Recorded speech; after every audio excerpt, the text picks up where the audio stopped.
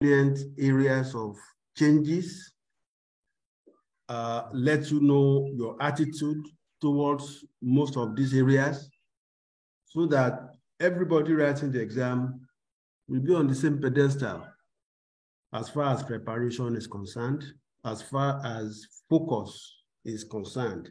So that is essentially why this forum has been set up. And I believe many of us have read, and we should be having questions here and there around the syllabus.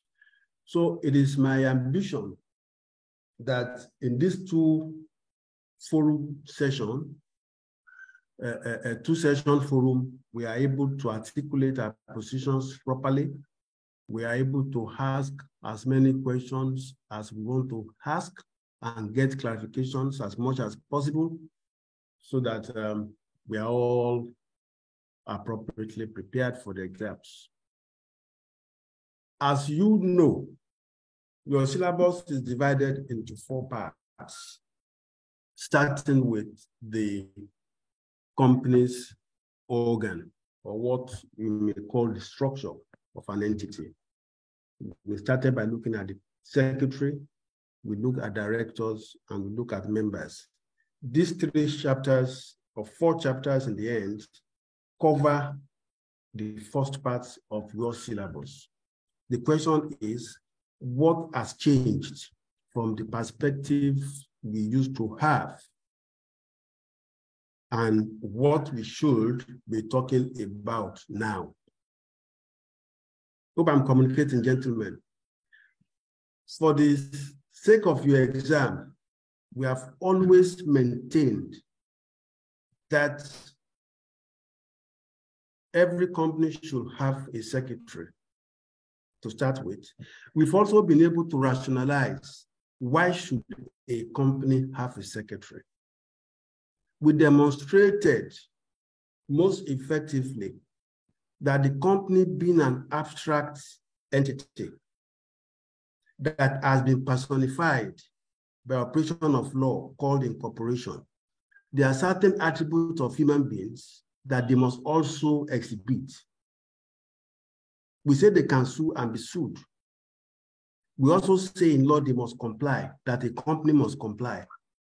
And we agreed at the beginning, at that time, that the word company means different things to a chartered secretary.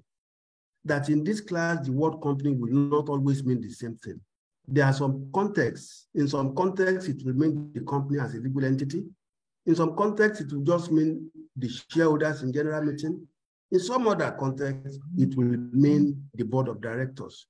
What we did, and the focus we still want you to have, even for purposes of your exam, is that same perspective. Every company shall, in each calendar year, do so.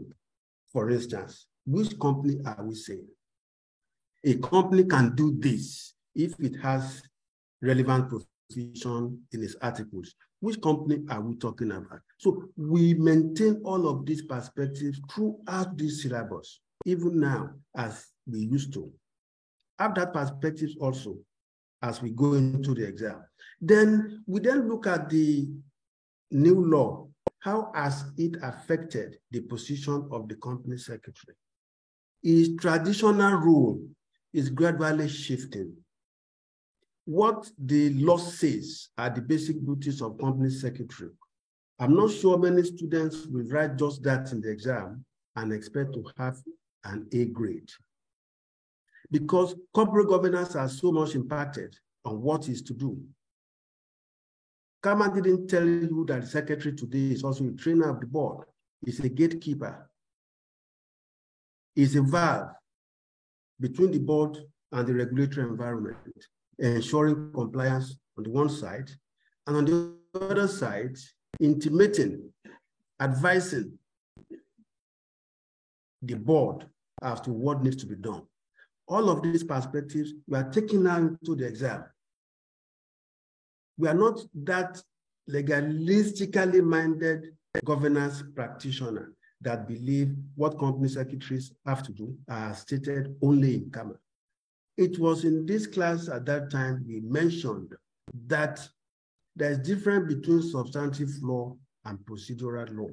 That essentially, this class we are in, corporate secretaryship, practice the company law, practice the principles. So the class deals more with practice and procedure of company law.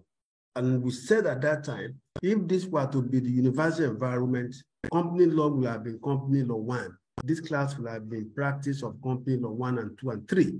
You will do it in three different levels to capture the essence of what we are talking about. So we said a lot about company secretary, and we ended it to be specific as far as the law is concerned.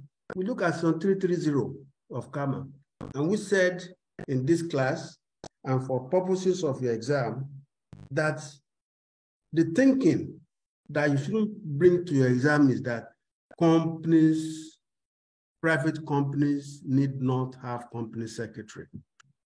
But the question we always raise, and which we got answers for sometimes, was that, look, if you look at that section very well, it is only a small company that need not appoint a secretary.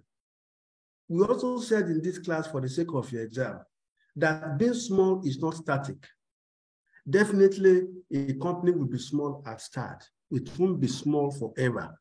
So it gives you, as governance practitioner, it imposes on you the ability to constantly be able to check those parameters that makes a company small. A company may qualify as small this year.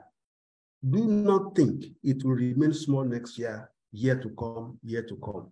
So you, and not me, in your exam, must also be able to demonstrate that this profession is not static. It's a basic one, but we cannot always say, so it shall remain. Not all private companies. It has to be small private companies. And a small private company is a transition. It's not a static status in any company's life. Dangote started as a small company. It has not changed its name materially. Is it still a small company today? No. So the point we are therefore making is that in your exam, be able to check the parameters before you say this company is small. Because your examiner sometimes will give you some parameters. XYZ Limited is a private company. His last turnover is this. His net capital is this, and so on. The chairman is wondering whether the requirement as to appointment of secretary is relevant to this business. State your answers. Be able to tell them that, wait a minute, this year you qualify, you will not qualify next year. I communicate in brethren. Then we look at the liabilities of company secretary. We look at everything and anything, the rights of company secretary in that chapter before we move on. Don't forget, this is a summary. As much as possible, you have to participate to let us know which part of this syllabus in the areas we have touched, you have read, you have looked at, and gives you some kind of confusion. You have some conundrum to clear. Let us all look at it together. I can only summarize it. Then we move from there to directorship. And when we move to directorship, in this class, we use all sorts of metaphors to describe whether a director is a who or a what. Whether this thing called directorship is a thing of status or a thing of function. Your examiners expect you to be able to demonstrate the fact that directorship is not essentially of a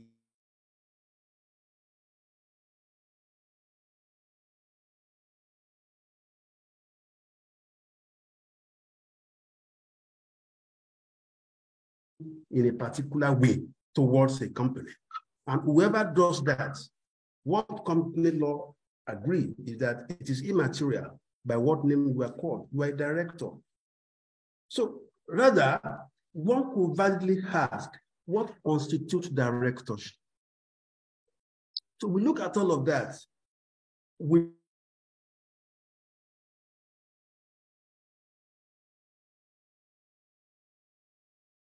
Is he an officer of the company? We looked at all of these metaphorical expressions used in connection with directors. And what did we agree? We agreed that, yes, like a trustee discharge his functions in fiduciary, so should the director do. But that in itself doesn't constitute him a trustee of the company's assets.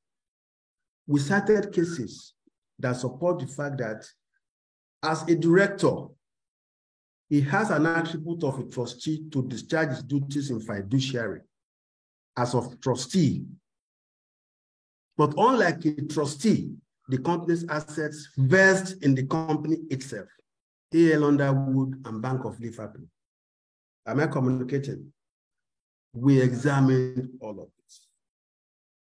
And we came to terms. We said, therefore, he's not in real sense of it a trustee. All trustees must have the relevant assets vested in them. Unfortunately, this man doesn't have the company's assets vested in him. He is only expected to discharge his duty in utmost good faith, in fiduciary. Is he an agent? We couldn't say point blank that he's an agent, because we know that an agent obeys instructions. An agent must obey whatever they tell him to do. He has ostensible and apparent authority. Unlike director, he has his own, by law, his own duties to discharge. He's not strictly an agent of the company. But as an agent, we also do. When shareholders in the general meeting pass a resolution instructing on this is how we want it done, he should follow it. To that extent, when he's wearing that cap of a person giving or rendering account to members in general meeting, whatever direction that meeting may give, you have to follow it as a dutiful agent would do. But that in itself cannot make him an agent. In fact, in Queens and Axtens, they agreed. In that case, the directors are expected to discharge their functions as contained in the articles. Am I communicating? They don't receive instruction as to what to do on a daily basis. You can't tell them, you can't say they are agents. You know why this becomes important? It is because company secretaries, governance practitioners are the ones that sit among the board. They are the ones that advise them. Even in your exam, there are instances you'll be asked to advise the board. You can't advise a person whose legal standing you don't properly understand in relation to the other parties, against whom or for whom you are advising him. So it becomes very necessary that we capture the essence of their position in law, especially company law. But lastly, we related, let me finish this talk. We related directorship to officership. And none of us in the class on that day, in my own class, went astray. We all agree that he is an officer, but that is the real point of law about who a director is. That he is an officer, his heart binds the company. It constitutes, you are predominantly lawyers, so you know more than I do, is predominantly constituting the mens rea of the company. What he does, the company has done. So in that aspect, if you look at your park as it is now written and one that was updated, you will see an extensive inclusion in the area of common law, trying to depict all of these things I have said. We use Nigerian cases to support some of the things we said. There are other foreign cases we used to justify the fact that, yes, in certain circumstances, this man is an agent. And even Kama said that he is an agent in certain circumstances, especially when it comes to company secretary, that if he acts in fiduciary, he's an agent or is etc, etc. We left that place in your park. We went into members again. We looked at members in all its ramifications. We started by asking ourselves, what makes someone a member?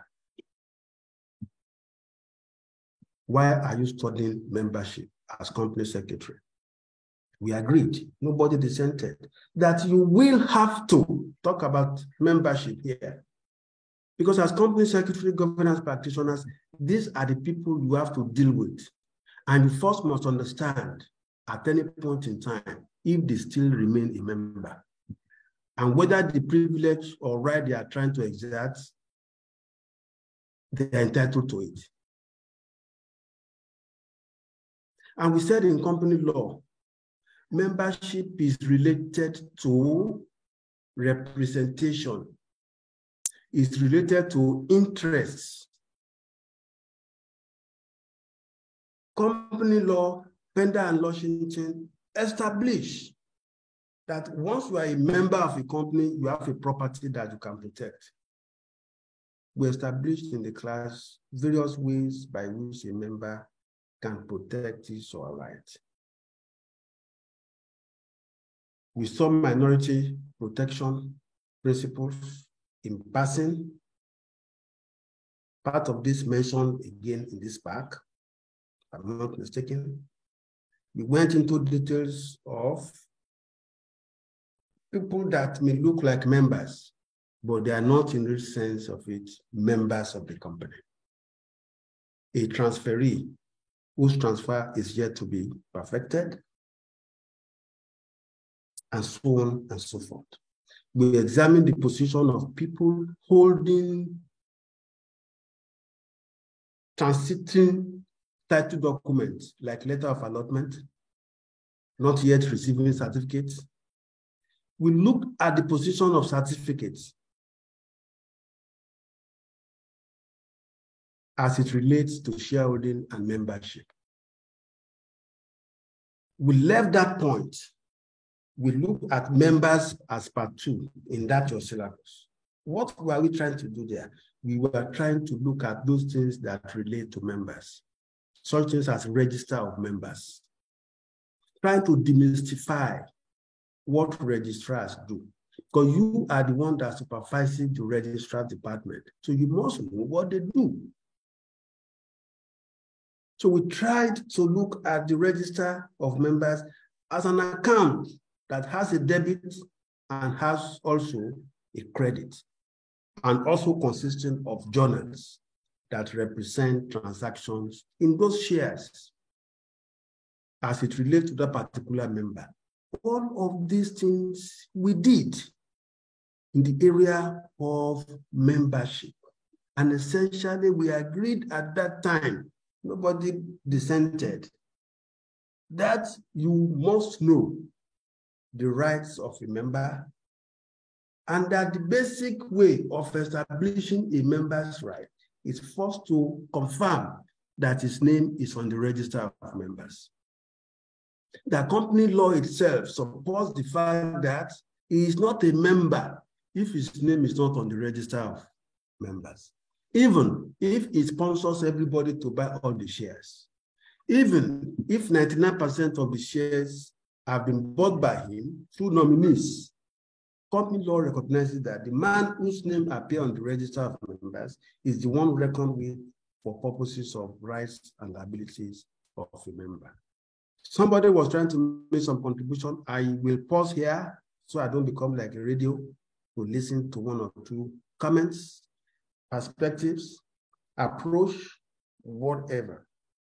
You are free and feel free to raise your voice. Thank you.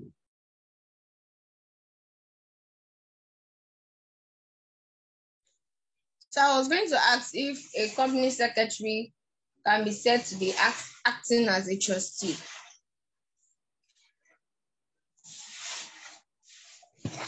Hello, sir.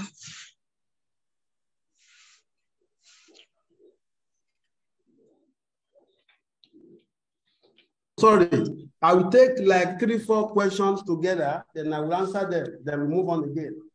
Okay, sir. People end by 12, by 11. Abi, is it 11 or 12?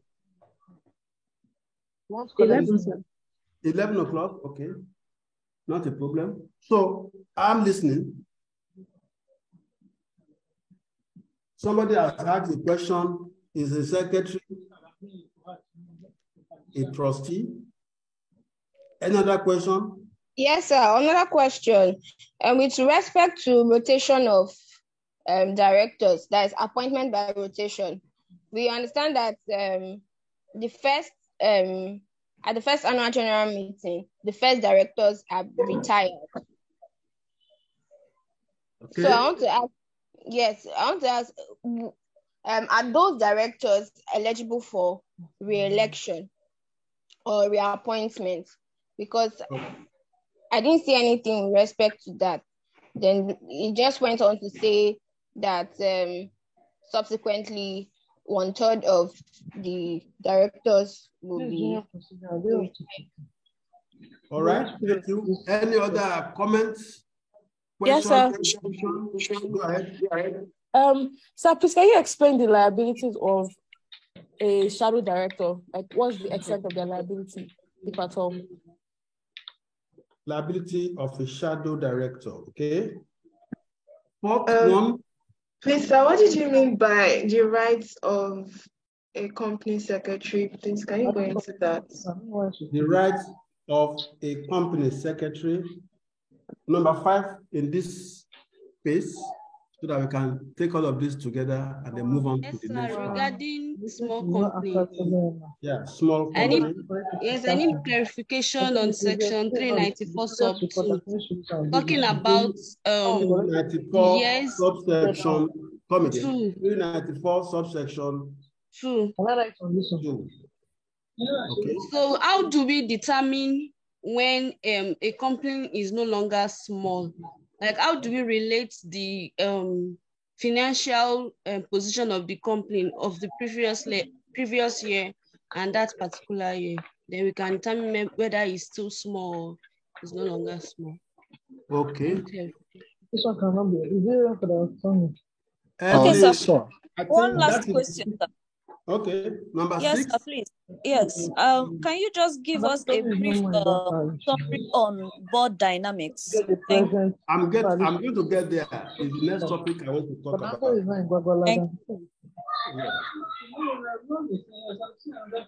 At that time, he was the spiritual director. Yeah? So I think we have received about please, if we're done talking, let's we have seen about yes, go ahead. So my question is that we will be able to cover the grounds we are we have covered so far, like musician of what covered so far. Well, I will manage time so that at least by the next time we meet, we can go to specific areas. But you need proper introduction into the course. Why are you talking yourself now? I'm not taking the class as a whole. We will have yourself if you're done talking. Unfortunately, there's too much noise here. If we are done speaking, we can. Victoria, can you mute your phone? Yes, Please, mute your mic. If you're not talking, mute your mic. She better now. Don't go bring her. Come on. I know water. I'm trying to mute from my end here. Okay. Let us roll. The first question says, is secretary a trustee? The answer is capital no. It's capital no.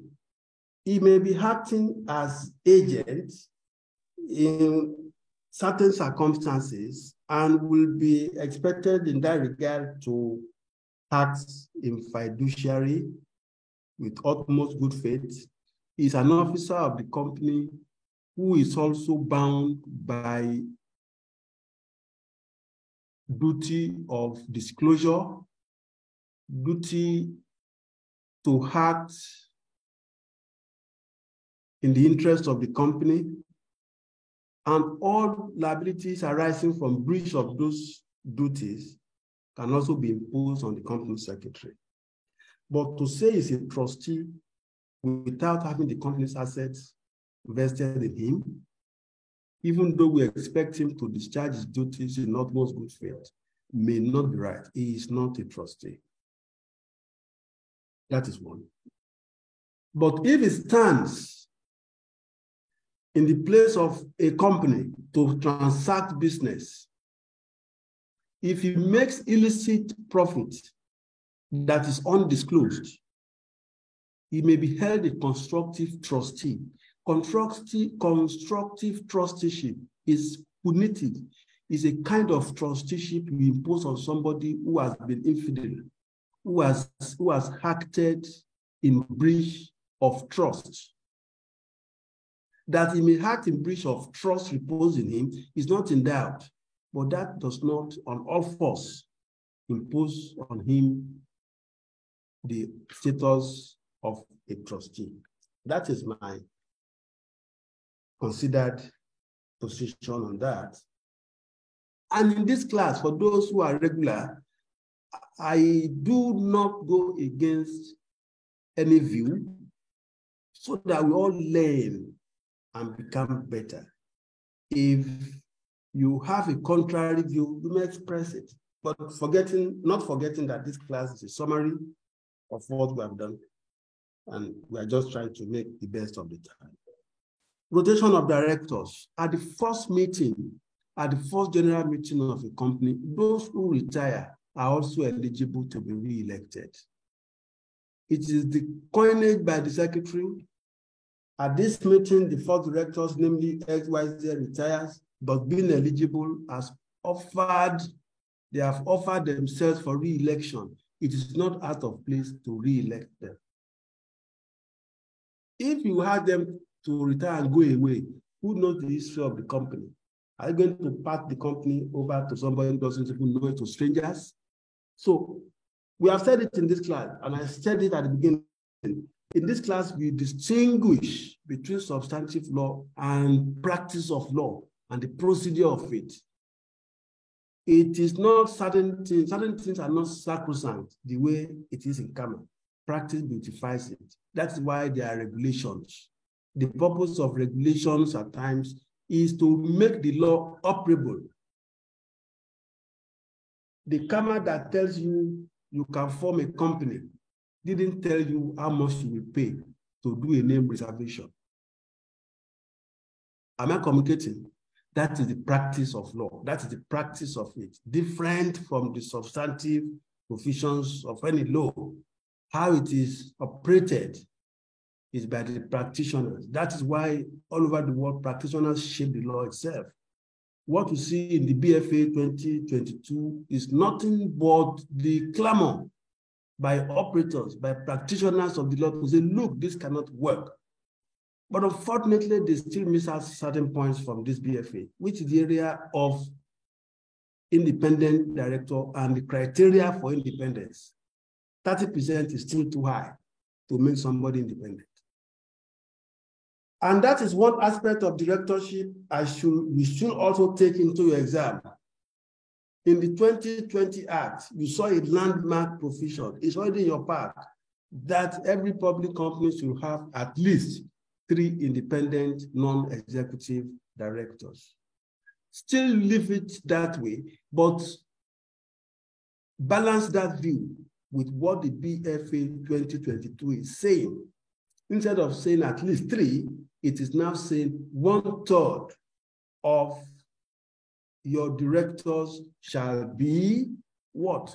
Independent, non-executive directors. So juxtapose that and take it like that to exam.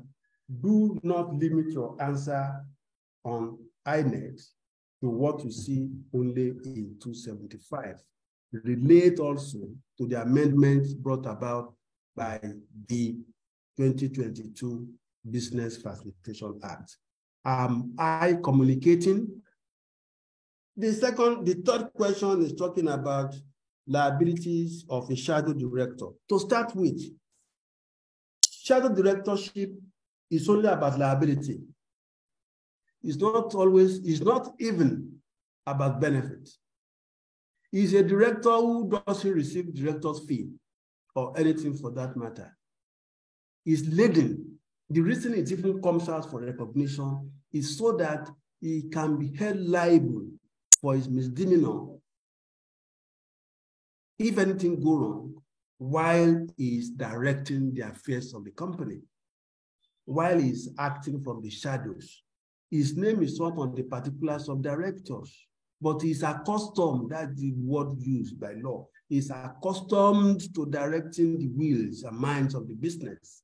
So when something goes wrong, do you think he will be allowed to go away? No. So to be asking the liabilities of child directors is like you are affirming the true nature of shadow directorship.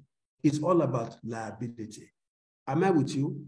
So in your definition of that director, he is a person who is deemed to be director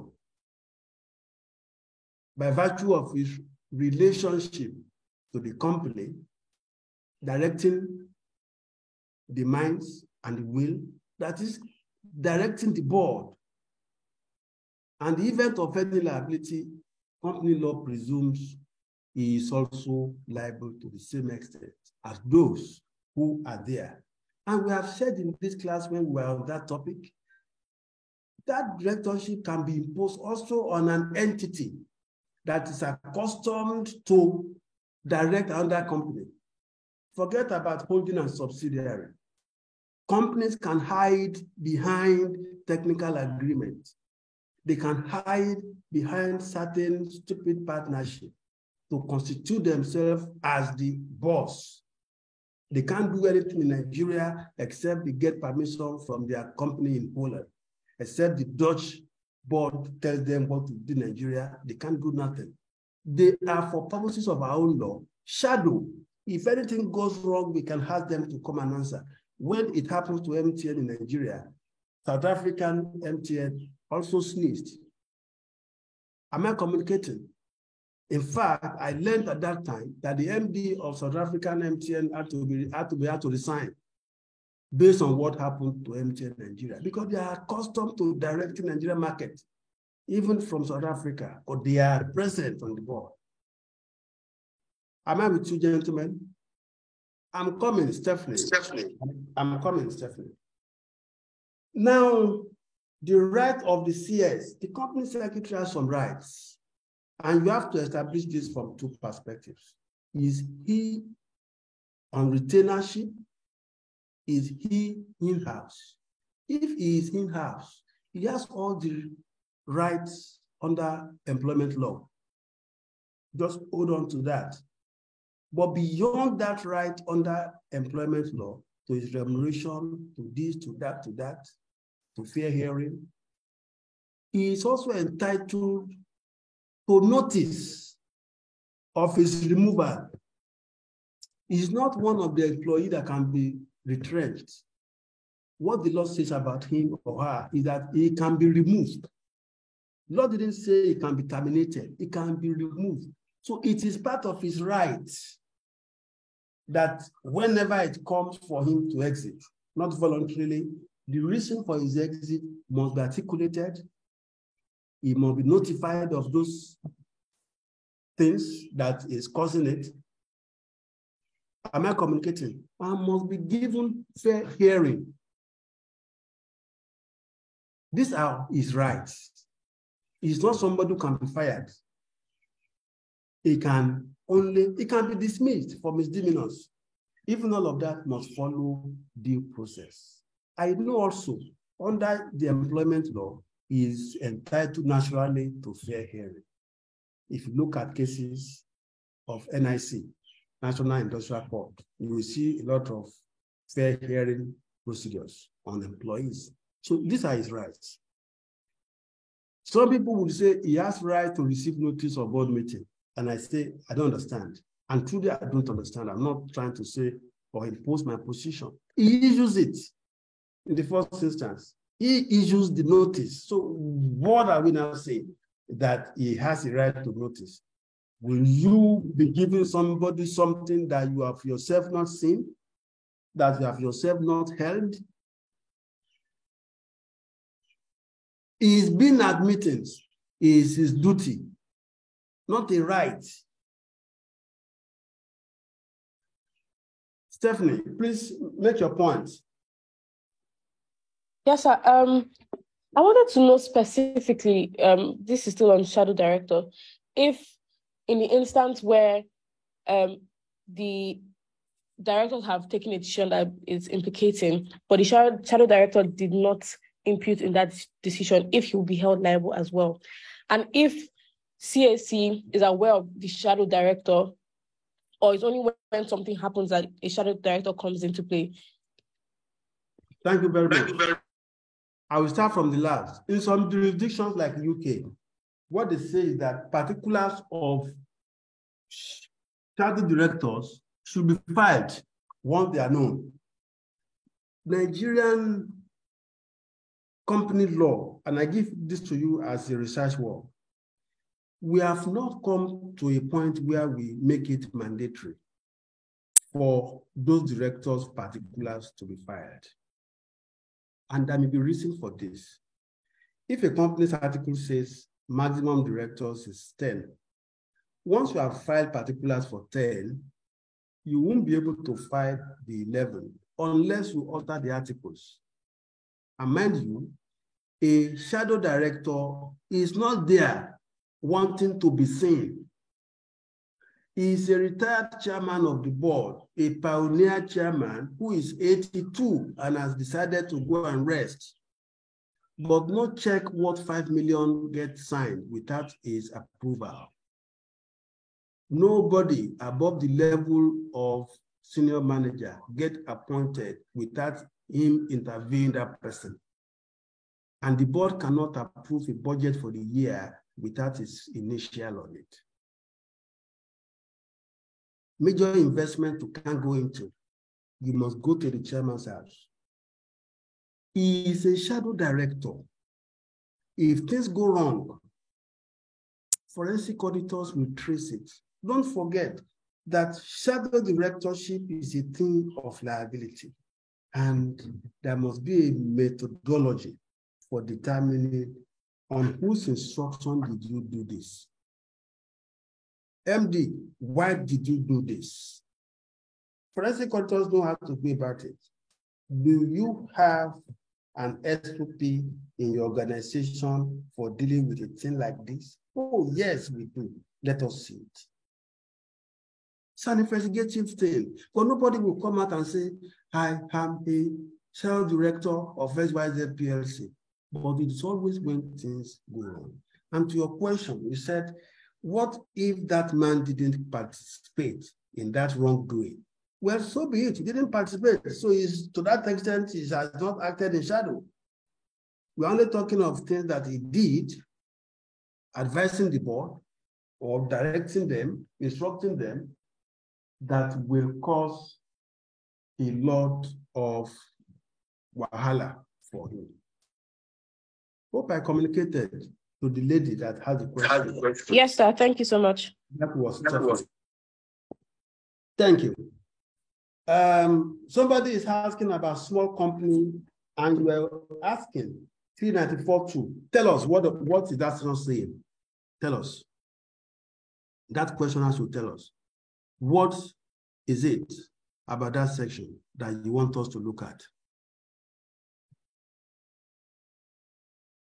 Is the person still there?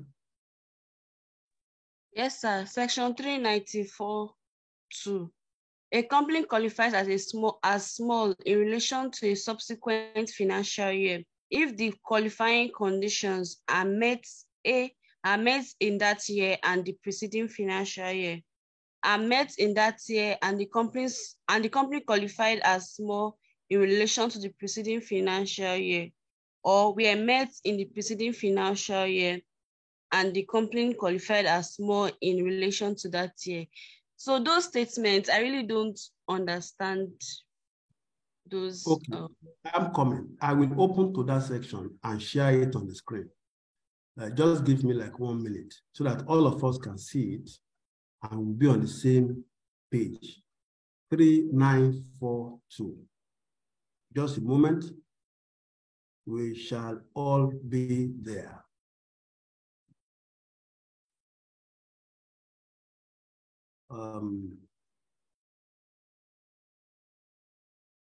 Okay. Can you see my screen? Hello? No, sir. No, not yet. Can we see it now? Not yet, sir. 3942. When we started, I made mention of this in passing about small company and secretary. And I said,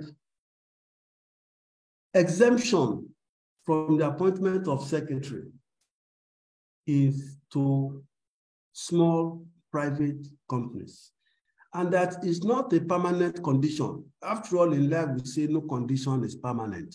That you must year on year review the position to confirm that this company still qualifies as a small company. You first need to understand what the parameters are for small company. Do you understand?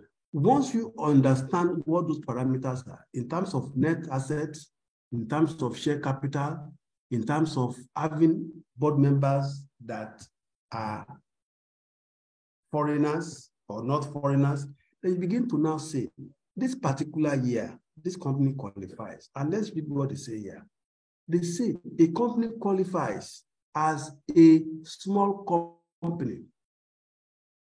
As a small company, in relation to its financial year, if the qualifying conditions are met in that particular year. 2, a company qualifies as small in relation to a subsequent financial year, that is in 2023, it qualifies. Will he qualify in 2024? Let's see the criteria. A company qualifies as a small in relation to 2024 financial year if the qualifying conditions are met in 2024 and in 2023. Are we communicating? The same condition that subsisted in 2023 also subsists in 2024. B, are met in that year, that is in 2024, and the company qualifies as small in relation to the preceding financial year, preceding 2023. Were met in the preceding year, 2023, and the company qualifies as small in relation to that year. Believe me, honestly and sincerely, if you look at 2A, 2B, 2C, they are saying the same thing. Are we communicating? Is there anybody who had the same view? Yes, sir. Yes, sir. Yes, sir. I actually think they're all saying the same thing. They're saying the same thing. I've said in this class, I don't know it all, I don't know everything. If anybody has a strong view, what they're saying is different, let us look at it. Because as company secretary, you don't have to be a lawyer, but you must be able to interpret the law as it relates to company matters. And then if you look at 2943, it gives you the conditions. These are the conditions that must be met. And what I was saying, I'll just be blunt to use my example. Dangote was a small company in a particular year. Subsequent years, it transformed. It's no longer that small company you used to know. And for secretarial practice, for you that sits among the board and advise your clients, if you are in private practice, you need to know the parameters and be able to look at financial statements. It is not of company secretary that say, I'm just a lawyer, so I don't know anything about accounts. You are on your own. You are not then the company secretary of the millennium. It's not even millennium again. I think it's Gen Z now, or what they call it nowadays. Because the secretary of today is not that person that has all the laws of the federation in his office. It's somebody who knows the business, who understands the business environment, combined with skills of a chartered secretary to guide the board, interpret the account. After all, these figures are in law. Are they in mathematics? Are they in your four-figure table? They are written in grammar. So what then tells you that finance or accounting is a preserve of accountants? What a fallacy. Because the whole of the account itself, I've said it several times, is a schedule of this law in terms of format, in terms of what to go into it. So we move on because our time is fast spent. Now we go to board dynamics. That is one area we should spend time. If you look at the new pack in your hands, we've dealt a lot with board dynamics. We said so much about board dynamics. What is board dynamics? I will have to go to your pack as written so that you have, I walk through it because I consider it very essential for those who have not been here before. You give me like 2, 3, 4 minutes. Let me get there so I can share the screen. You can all look at it. We can talk about other things sharp. Let's talk about this big.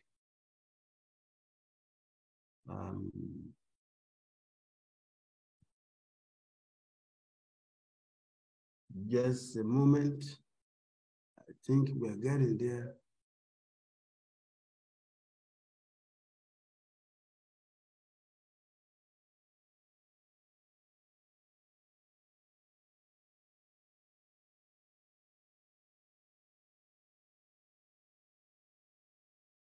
Can you see my screen? Anybody? No. Not yet. Okay. Loading. While I'm at that, is anybody joining from Abuja? Is anybody on this call from Abuja? Yes, sir. Kaduna? Is Kaduna here? Do we have Kano? Port Harcourt? Yes, sir. Port Harcourt. Benin? Yes, sir, from Kano. From Kano. Yes, sir, from Abuja. Yes, sir, from Port Harcourt. Yes, from Abuja. We have people from Oyo State. Anybody? Yes, sir, from Oyo State. Oyo State. Kwara? Anybody from Kwara? Ilorin? From Abuja. Yes, please. From Ilorin. Okay. The reason I'm asking is to gauge the dispersion of our students across the country and to know how frequent in subsequent diets this kind of forum should hold. This is what they call visiting lecturing. I will be like a visiting professor to other states. It depends on whether ICSAN will sustain it, not just because we have a new syllabus, but so that across the country, people get to hear from the author of the books. And if the two of us can be doing this kind of visiting professorship, it may help. God bless us. So let me now share my screen and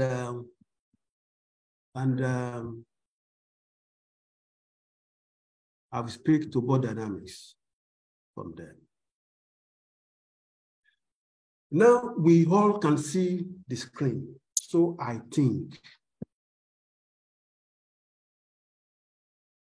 many of you think that qualifying as a chartered secretary makes you just a company secretary. How wrong you are.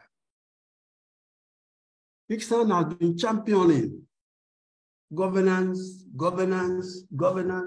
and even I understand before I left the council about a year ago that The act that will convert us to governance institute is before the parliament. So I think or believe what that presupposes is that you will be just changing yourself if your mentality is just to become a company secretary. Because it is very few. I'm a company secretary, for instance, of a company. I'm just a young man. I still have years to retirement. If I don't give, will one of you come and pick me out? And that is where being a company secretary can be a little bit sweet. It comes with its own regalia of challenges.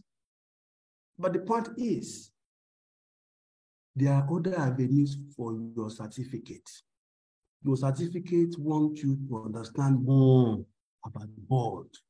Your syllabus wants to take advantage of the codes of corporate governance, wherein you can function as board evaluator, as board trainer, governance evaluator. One area in your syllabus that attempts to throw you in that direction is this board dynamics. Board dynamics attempt to teach you how can a board be made to work better. Beyond the rhetorics of law, how can this board work together more efficiently? Starting from what should board do? Going back to section principle 1 or thereabout of the Code of Corporate Governance that tells us a lot about what the board stands for. If all of these things they stand for must be fulfilled, we need some study of board dynamics. What makes them tick? As a collective now, how can we make them work? How can we make them deliver the goods? What kind of consultancy do they need to make them discharge their obligations as they should? That is talking about board dynamics. What time do they meet? What time is more appropriate for them to meet? What is their number? What is their status? How old is this business? What kind of board should they have at this stage? At what point should they be thinking of having INEDs? At what point should they be thinking of having a general manager and not just a managing director straight away? Even if they have a managing director, to what extent should the directors still be working as executives, given their status, given their age? All of this talking about board dynamics. A company that pulls out from other companies, a company that is set up by technocrats, by senior managers of 2, 3, 4 banks who put out to set up their own bank, like it happened with NAL in those days, when some young guys pulled out of some other banks to set up their own NAL. So I believe, how would they have started as a board? What kind of board should they have in place? In other words, trying to look at the characteristics of boards across phases of development. Being able to audit a board, understand their status in the industry, recommend the best fit of a board to them, conduct a board evaluation and know what to look out for. And know the kind of recommendation that is coming from a chartered secretary. Board dynamics. If a board is properly arranged, both materially and professionally, then it can live up to standard of deliverable expected of a board. That is, what should they do? What are you testing in a board? What do you think this board is capable of doing? And what are they doing? What are the recognized functions that they must do? Assist the management in improving plans, in improving plans by being able to probe professionally into management proposals. What are we saying here, gentlemen? You say you are the board. We have recognized you must be able to probe their plans. You must be able to look at what they say they want to do. You must be professional. You must have this presence of the mind enough as a board to say, hey, look, hey, look, hey, look. Therefore, we're a governance consultant to approach the board. You study it for a week or two. You look at their records. You look at their plans. You look at their minutes book. There is no connection. The board has not been able to even say a jack. You have not seen where a board is saying no. The management presented this, but after consideration, the board proved, or are they able to probe? Are they able to understand what the management is doing? Look at the age of this business. How old are they? Are they a startup where predominantly all the executives are still working? Independent INEC, we do it for now. Let us stabilize this business for 2-3 years. When we need cloud, when this company has gone through the initial structuring, our root is now in the ground. The only thing that can happen from here is we can only grow. The leaves cannot begin to come up. The foliage is seen now. Not when you have just planted a corn. The root has not even come out. We are appointing every board. What happened to some company that will kill them is that they have just gotten the nursery. They have just put it in the soil. It is not even 5 days to allow water with it. What do you think they have started doing? They have started around that small tree. They've started building structures around it to have a shed. How can you have a shed from a tree that you just planted? You know what I call shed in this matter? They've just planted the tree. They've had all the technocrats in the world as their board members, placing them on huge sitting allowance, shedding them already for a company that is yet to publish 2-3 years account. And the 5th year, they look at their balance sheets, look at their profit and loss, they're into a loss. Because the initial capital they got that is meant to be for working arrangement, for working capital, they have squandered it on paying sitting allowance, on sharing people, when the root is not even yet on ground. Board dynamics is looking at that kind of thing. At what stage are you? What are you supposed to be doing? 2, it goes to assist in recommending new business. Do they have the clout? Do they even understand what we do in this business? We are a solar energy company, and we are looking for directors, we are looking for former permanent secretary in the Ministry of Foreign Affairs. Well, they can help you get people abroad who have technology in this thing. But what we still need now is this. Protect the vision and mission of the business. All of these things, gentlemen, we recognize them as being key roles of directors. This is not law. Don't take it to law at all. Take it to business. Take it to business environment so you can understand what we are talkative here. Do they understand the operating environment as directors? What are they there to do if at their board meetings, they are not taking care of the things you see in the cycle? When you read your part, you'll be able to flesh it up from the discussion. Are they taking care of the legal environment? Are there questions around it? Top management, are they considering planning their succession?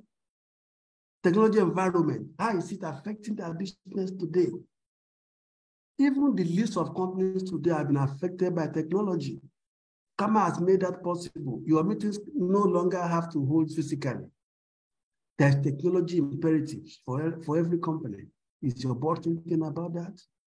Political environment, the government is coming in. Is anybody watching to know what does this man stand for in terms of capitalism? What does he stand for inside of welfareism? What is his position politically? What is his position in judiciary matters. Is he somebody who will thwart judiciary? Is he somebody who will pocket the legislators? What will that portend for the economy at large?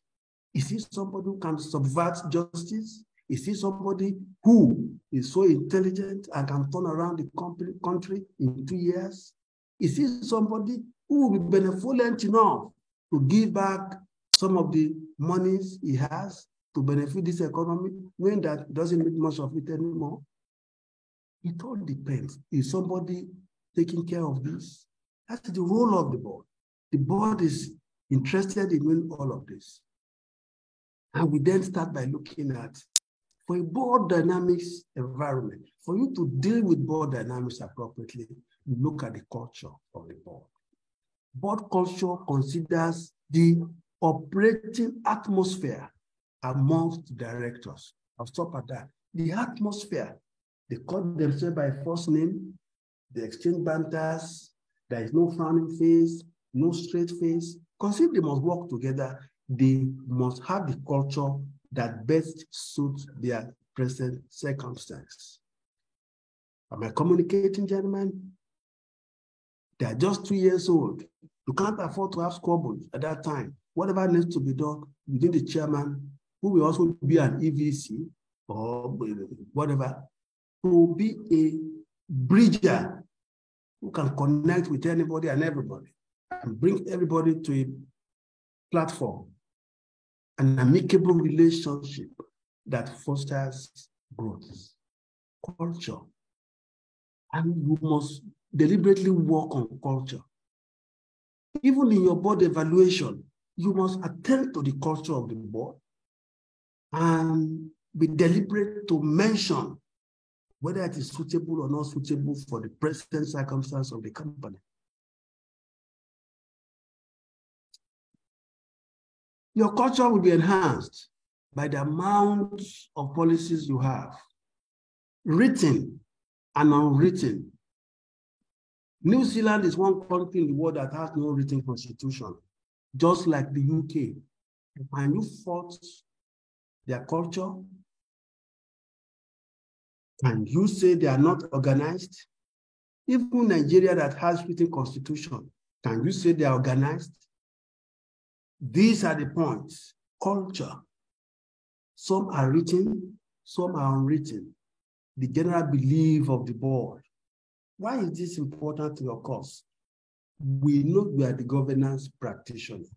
Who has the closest relationship with the board? Who will be able to look at the board and say, the culture you need now is not this style. You need to have a culture that is this, that is that, depending on their age. All of these things I've been saying, I've been hammering the circumstance of a company. It is not one suit fits all. That's where law may make a mess of it. A company shall, only in recent times, is company law trying to open up and take cognizance of individualities. Rather, in those days, it will be every company shall have 2 directors. So we're not coming to terms with realities. The law is changing, but board dynamics is faster as a field in company law. It's fastly growing. Sorry, I didn't tell you about myself. I'm not too good in English. So I will say the way I know it, but I'm sure you understand what I was trying to pass across. So policies, when governance says every boss should have working policies, that's what it means. You see this man, or Mr. Chairman, this is what we all agree to do. It is in our board charter. Part of what we need to understand in dynamics is the board charter. Your ability as company secretary to develop one.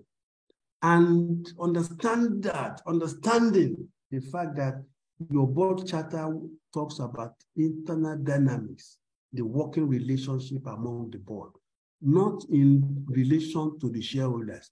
What we should take out of that board charter completely is anything that will talk about relationship to the shareholders.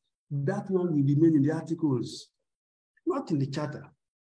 The charter will be talking about the role of this board, what we are here to do, how we want to do it, how we want to deal with management, how we want to cooperate with the management, frequency of our meetings, approval of the minutes, what secretary is expected to do, what he should do, receiving reports of committees, how often, how quick before the meeting, whatever will make them work perfect and efficiently.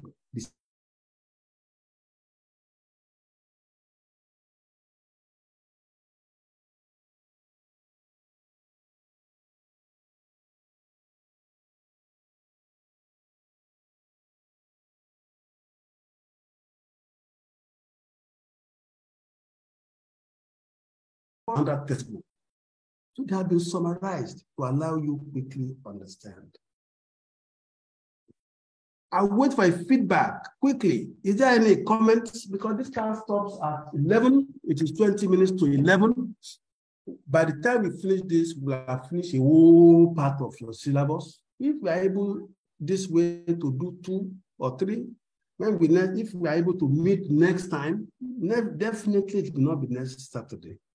That will work out with Ixan. They're able to meet 1 more time, 2 more times, I don't know. We'll go further. And Ixan will be comfortable that at least everybody taking CSD bags, given that we just introduced NOPAC, have understanding of what the NOPAC is saying. That's the whole essence of it.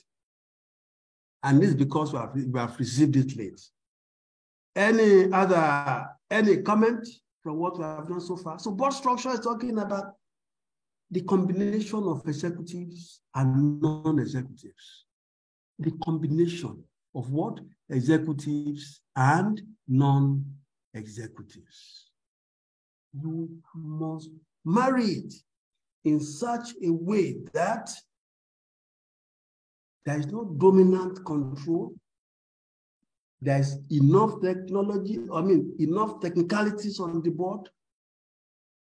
Skills are balanced, gender is balanced, demography is balanced. And you must choose. Listen. You must choose the 3 basic factors you consider highly in structuring your board. Because your board may not have 9 people. Your board may not have more than 3 people. So choose the 3 best factors that is your driver in that industry. And make sure you represent at least those 3 factors.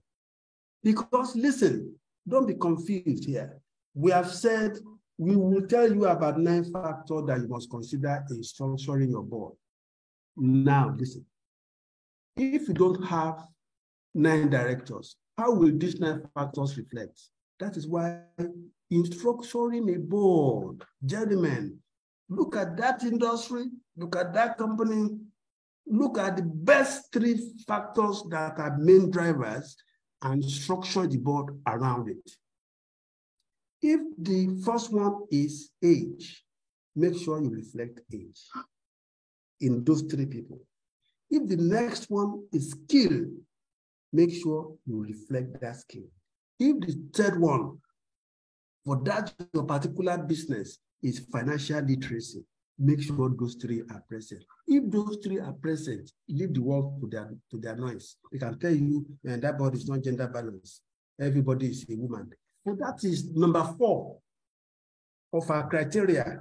But unfortunately, we are only going to 3 directors. If we now grow and add 1 more, then we'll think of a female. Hope you are getting me, gentlemen. So structuring the board is not also one cap fits all. It depends on the stage the company is at, and you structure it accordingly. That is why there could be growth. As the company grows, you move on until you get there. I used to work for a board. They say this board is made up of predominantly Southwesterners. And we agreed, it is okay. Where we are now, this is best suitable. But we are going to grow. When we grow, the next consideration is to reach out to other geopolitical zones. When we even grow beyond that, we even want to have a foreigner on this board for export business. Am I with you? What brings about foreigners or multinationals? Believe me, it's all about reach and reach. Secondment on the board is all about reach. I saw Henry's hand up. If I know when the hand was tired, you dropped it.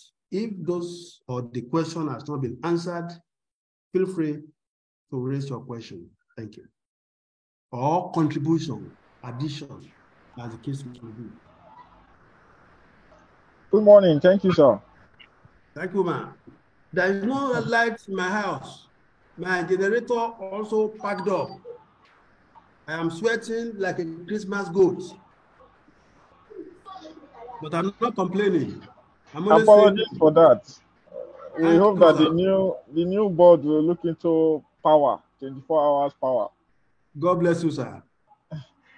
My question was bordering on the new park we spoke about. I'm wondering if the text I have on corporate secretaryship that was written by you and Mr. Nosike is the park you're actually referring to. Because that's the old one. So how the one you should have now should read corporate secretaryship and board dynamics. Okay. And when you open into it, you will see this chapter I'm treating now. This board dynamics will be there. Okay. Then we have to visit your office to get your secretariat in our state to get a copy.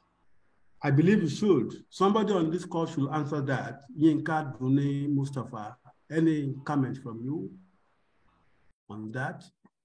I was thinking by now it should be in all of our outreaches. Well, that will be answered, you know, you can always reach out to Yinka, but I think they will send it across to everybody, to every of our zonal offices across the country. Thank you. So, thank you, sir. You talk about board structure, that we have dealt with. The ambition is for anybody in this class to be able to look back and look at the board, study it for a while, and say, gentlemen, this is where you are, this is what you need to be doing. Uzamaka Azike, please go ahead. Uzamaka is a very known person to me. So Uzamaka, Biko, Gairu, go ahead. Okay, good morning, sir. Please, I want to ask, just as a corroboration, with what you just talked now, looking at the pack, it's there's a question that says, can there be a best approach to restructuring a board? Give examples. So from what I understand, what you just answered here, or what you just taught now, is an answer to that. Since you said there's no best approach. So that's basically no best. What one should there are known factors, but there is no known best structure. What is good for company A in industry X may not be exactly implanted in company B that is in industry Y. It's a study. You have to look at it carefully. I have been opportune to evaluate as a board evaluator, but for companies who in the same industry.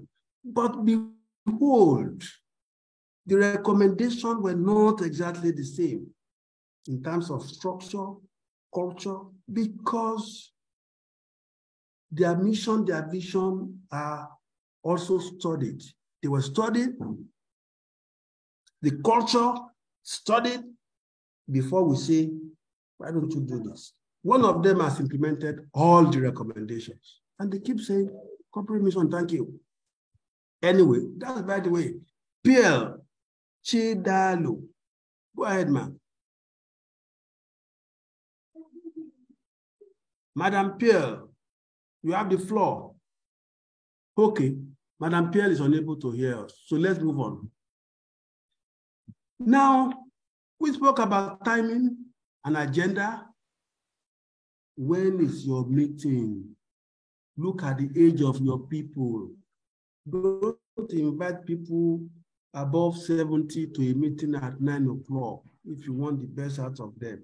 Only a few of them have inculcated that discipline. They wake up by 5 and they start work by 9. But we don't know that the time they need to rest a bit. Let their meeting start at 11.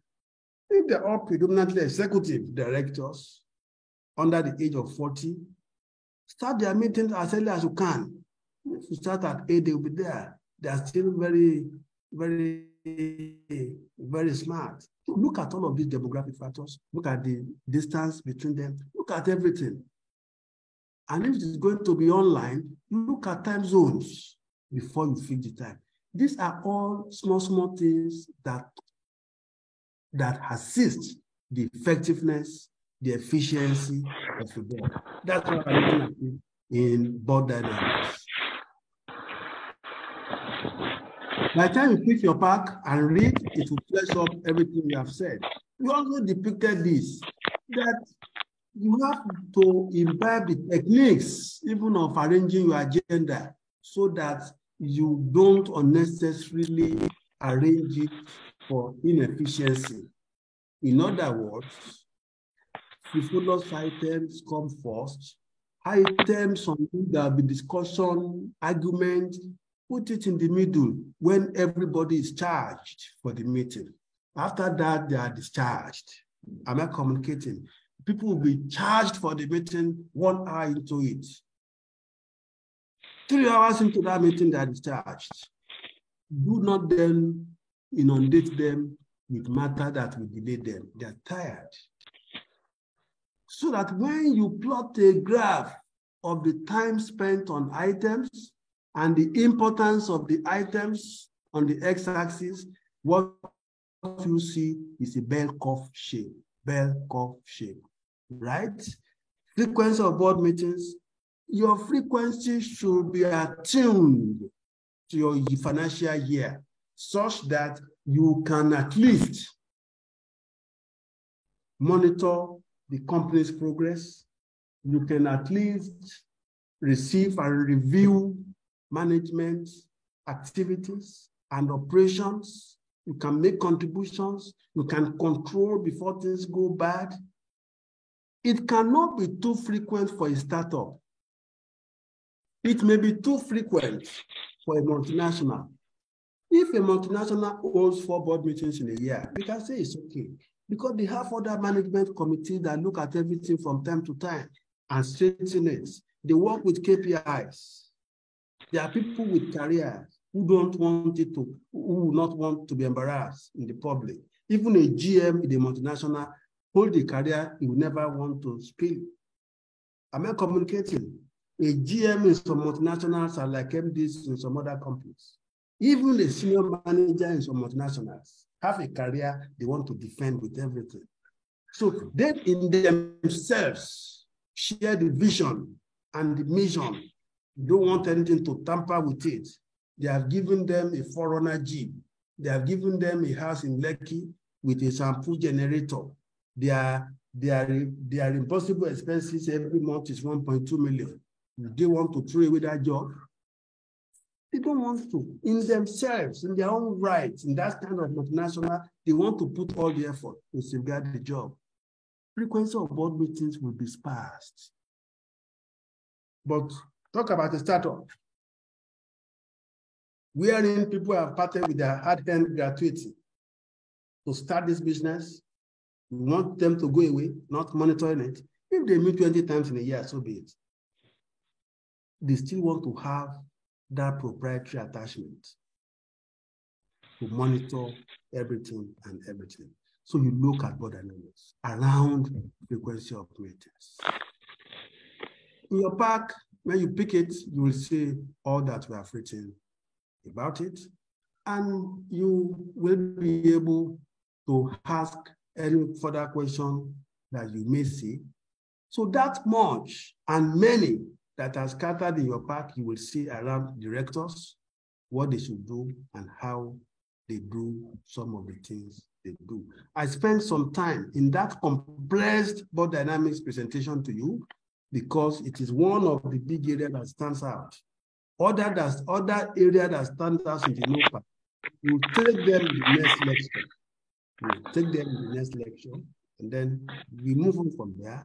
Now, PL Chidalu, you have a question, ask your question, and if available, if there are, let me take the next round of questions, answer them. It will be 11 by that time, so we can adjourn. My understanding is from 9 to 11. If I'm wrong, somebody should quickly correct me so we can continue. That's exercise 2, the first question on exercise 2 that says, identify the board's immediate environment and indicate strategic response to issues emanating from them. I'll go back to that side.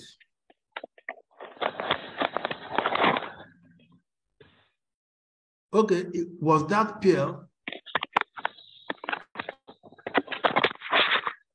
That questioner, was it Pierre? Because he or she is the one whose hand has been up.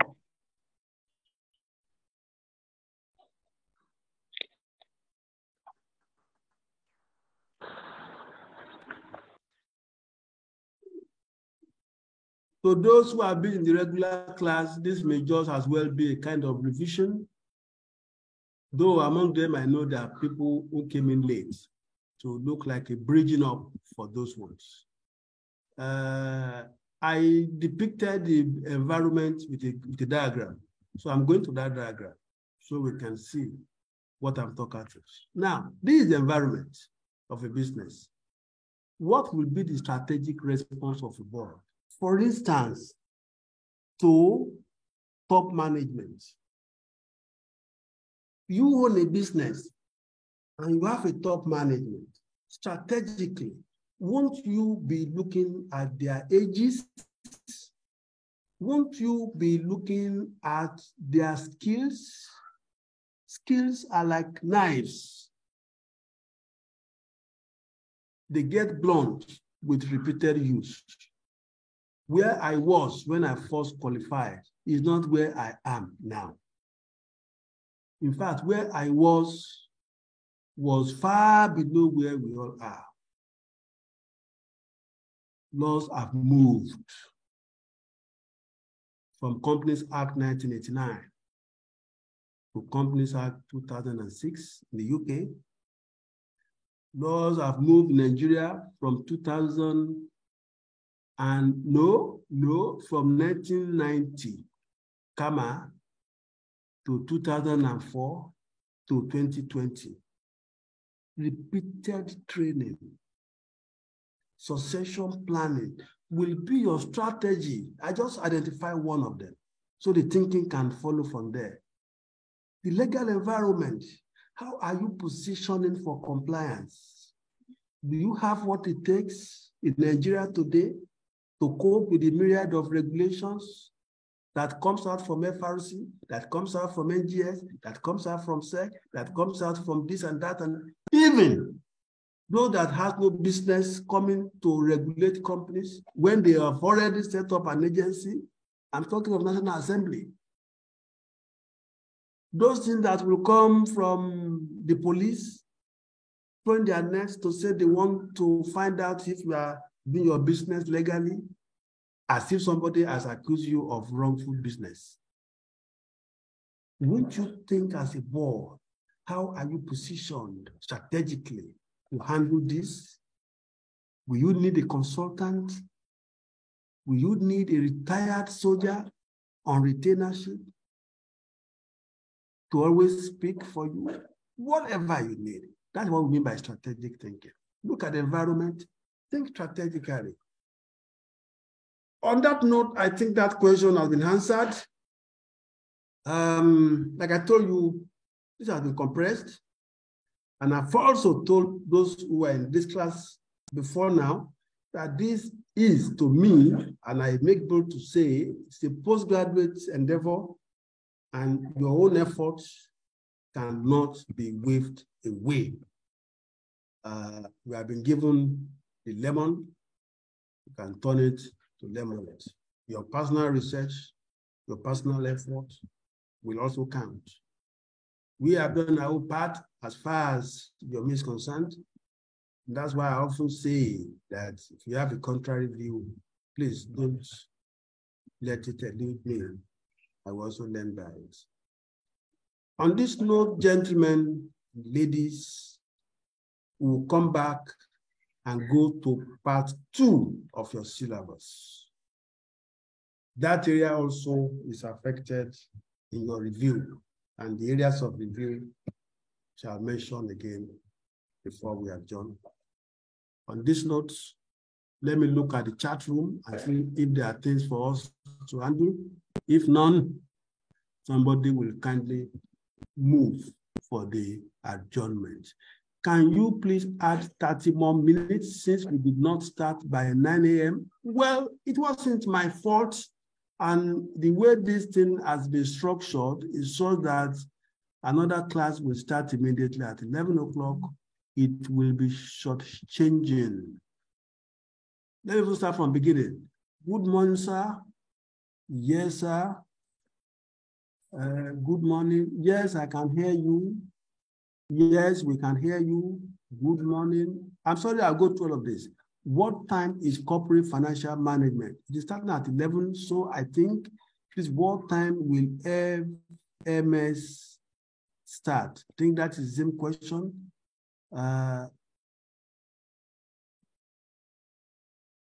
Please spend a little 5 minutes while I link the second lecturer. Okay, this is a direct question, a direct message to me. So let me continue for the next 5 minutes thereabout. Can you please add, okay, what are the criteria evaluating board members? That is a practice note. It is not something we can discuss on this platform. Please, I do not have the pack that contains the board dynamics. It means you still have the old one, and somebody has mentioned it earlier. We should ask the Institute to make it available. Guys, can we use one audio outlet? Please, if you are using both platforms, boot one. Yes, I agree with you, because there was some echo at a point. And I think that is it for today. The 5 minutes allowed, I will use it for an interaction. What is your feedback? 1 or 2 persons on this call, will you be kind to tell us your evaluation of this intervention by exam? Is it something you think we should do oftentimes? Is it of any value? That's an evaluation that I think we shouldn't shy away from. Yeah, who wants to lead the way? Quickly. Somebody. Good morning, sir. Good morning. Henry, you raise your hand, we'll come to you. So the lady speaking, please go ahead, ma'am. Okay, good morning, sir. So yes, to your question, if this should be done often, yes. And then I also think in addition to this, if the institute could also factor in the possibilities of mock, we had that in corporate governance, and it went a long way to help a lot of us. So if we can complete as quickly as we can the syllabus and then the mock exam, it helps check someone to know how far you've gone, your studies and all that. So yes, okay. This and then yes, and then mock exams. Thank you very much. This is well noted. Any other contribution, comment, concerns? Harry, you raise your hand again. Please go ahead. Thank you, sir. So let me use this opportunity to say thank you to you and to the organization, the organizers of this, it is very useful. It has come in very handy, given that the exam is just a few weeks away. But my comment I would like to make is an appeal, so to say. I know a couple of persons who intend to take on this course. They are working. Yes, they make a living, but most times we know how the country is. Your take home really can take you home. And sometimes they are unable to make or meet up with the commitments of payment for these online classes, especially in Abuja. The one we have in Abuja here, most persons are unable to meet up with the financial implications of attending those classes. I wanted to use this opportunity to say if these financial implications can be reviewed a little downwards to enable as many persons who have the desire to ride on this platform to also be able to do it without losing an arm and a leg.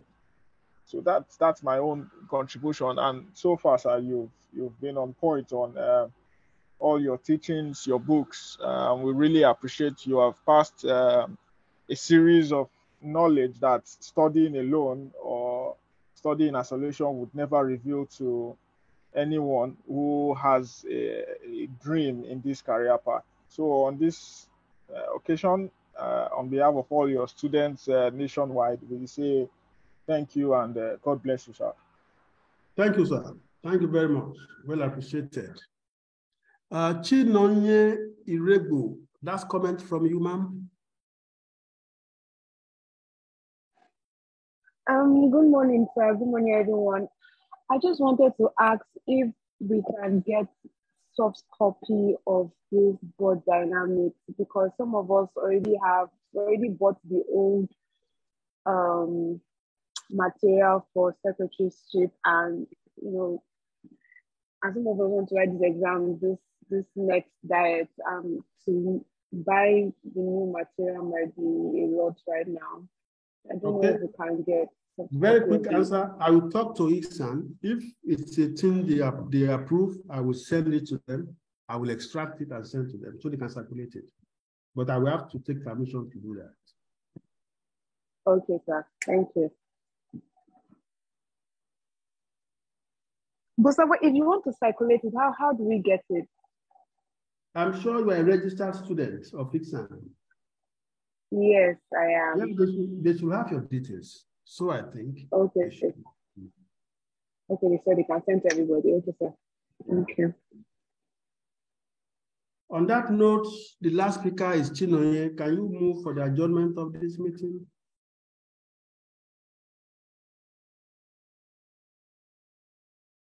Do I hear you move for the adjournment of this meeting? Chinonye.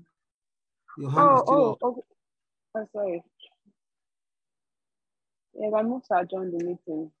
Who is seconding it? Henry is seconding it. Yes, I am. I second. God bless you. With and when next schedule we shall meet again. God bless you. Scheduled next week, Saturday, sir. We'll see how that goes, but definitely when next schedule we shall meet again. Hello, thank you. Sir. God bless you all. Thank you. Hello. Thank you, sir. Hello, sir. Sir, can we have a previous recording? Is it possible? Mustafa is listening. Yinka is also listening. They are the one in charge of that. They may send it across to everybody that participates in this forum. All right, thank you. Okay. All right. Thank you, everybody, and have a good weekend.